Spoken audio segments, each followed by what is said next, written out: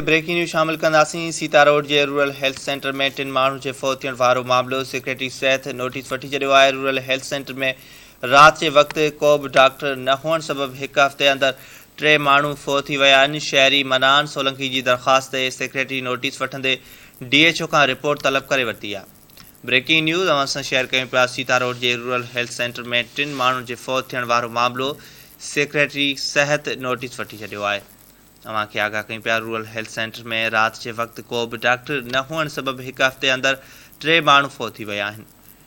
शहरी मनान सोलंकी की दरख़्वास्त ते सेक्रेटरी नोटिस वठंदे DHO का रिपोर्ट तलब करे वरिती आहे।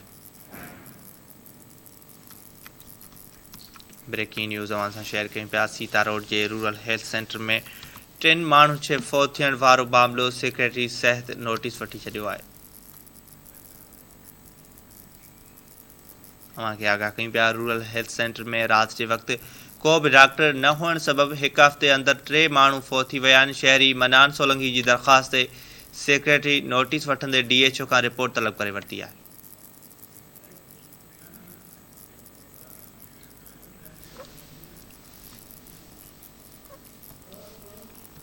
ब्रेकिंग न्यूज़ अवां सां शेयर कयूं पिया। सीता रोड के रूरल हेल्थ सेंटर में 3 माण्हू जे फौत थियण वारो मामलो। सेक्रेटरी सिहत नोटिस वठी छॾियो आहे।